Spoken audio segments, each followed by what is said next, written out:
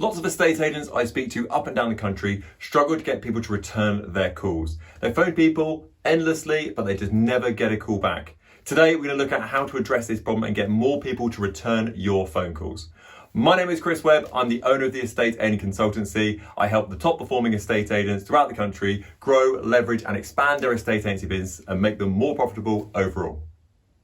So today we're going to look at how to get more phone calls returned in your business. So myself, I generally work on a 3 strikes and then you're still in. So not 3 strikes and you're out, 3 strikes and then you get delayed to a further date. We would never want to delete any leads into our business.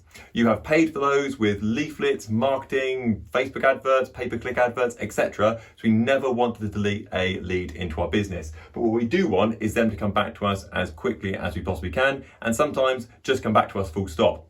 So let's look at how this would look. So number 1, I would always pick up the phone and speak to a lead as soon as possible. Studies show that the longer you leave it with a lead coming into your business, the colder it becomes. So as you would look at this, in a perfect world, it should be done within 10 minutes. As a medium worst case scenario, it should be done within an hour and a half. So if you're on a market appraisal, for example, and a lead came into your business, I'm not expecting you to down your laser measurer and pick up the phone because of the lead coming through. But as soon as you finish that appointment, I would expect a phone call to go through. As an absolute worst case scenario is option number 3. By the time you leave for that day, every lead in your business should be phoned. So you're on a 0 at the end of the day for calls pending into your business. So it should be within 10 minutes. Within an hour and a half, if you're on appointment, as an absolute worst case scenario, if you're absolutely stacked for the day, they should get a phone call last thing before you finish for the day. But you should never have any leads that roll over to the next day. So let's look at how this looks in practicality. So we've got phone call number 1. So let's go number 1, and that is going to be a phone call.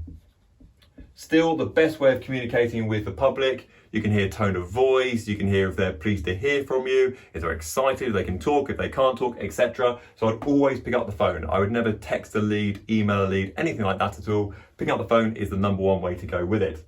So that is going to be our attempt number 1. So let's say, for example, they don't pick up the phone in that situation. I would leave a voicemail for them.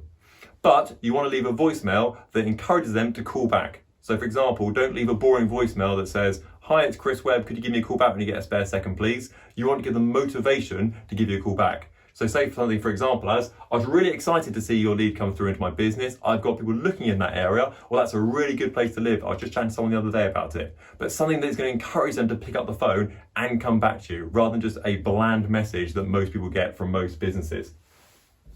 Number 2, we are going to pick up the phone again, but do it at a different time of the day. So for example, if these guys had a lead that came through in the AM, we'll do this one on the PM. This could potentially be the same day or the afternoon for the next day, but do it at a different time of the day. So it's not looking good so far. We've not had 2 calls returned back to ourselves. Again, leave an exciting voicemail if you are going to call them on this time and they're not going to answer on this time. Now, number 3 is where it gets slightly different, because we are going to send them a video. Now, I know what you're thinking, "Chris, I don't like video." Well, this is going to work for you and you'll get a far better return rate by doing a video because it's personalized and they put a face to the name and they know it's specifically just for them. So in that situation, you're going to say pretty much exactly the same as you said on the voicemail, but you're going to WhatsApp it across to them.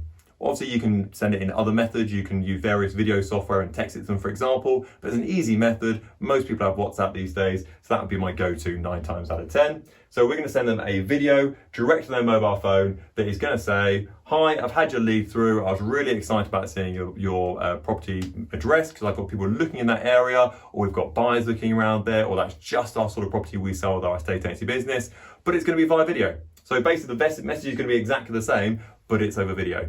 Send that across to their WhatsApp. You can then see A, it's been delivered to them, also B, see if it's going to be read and viewed as well on their WhatsApp account. If after all these 3 things, they're still not coming back to you, spoiler alert, they're definitely ignoring you at this point, then we should never delete the lead. I would always double the time before you call them next. So let's say, for example, we've called them, we've videoed them over a couple of days. Great, let's leave it a couple more days, we'll try and call them again. Don't answer in 3 days, I'll phone you in a week. Don't answer in a week, I'll phone you in 2 weeks. Don't answer in 2 weeks, I'll phone you in 4 weeks. Don't answer in 4 weeks, I'll call you in 2 months. So you can see it just rolls on and rolls on and rolls on. To eventually, as a worst case scenario, these guys should be getting a phone call every 6 months or so. The reason why we give them a phone call every 6 months is because within any moving journey, there is two halves to it. These are about 6 months each. So 6 months, 6 months. So the first half is the hypothetical area. Hypothetical means that you're looking on Rightmove quite a lot, you're thinking about it, you're driving around streets where you may want to live. Second half of it is actually the moving part of it. It's your viewings, it's your valuations, it's your changing keys, etc. So this one is sort of the maybe stage, and this one is actually the doing stage. The people we're talking to and the contacts we're dealing with might just be in this stage. And actually, we're just contacting them too early in the process, so we never want to forget them. So if we contact them at a couple of key points in the journey, eventually they will get to a point where they're ready for market appraisals, or in the coming weeks they're ready for market appraisal, and we can be there. Maybe the timing just isn't right for them. So that is the reason why we should never delete a lead out of your business. And as I mentioned, you've paid for it, so don't just throw it in the bin.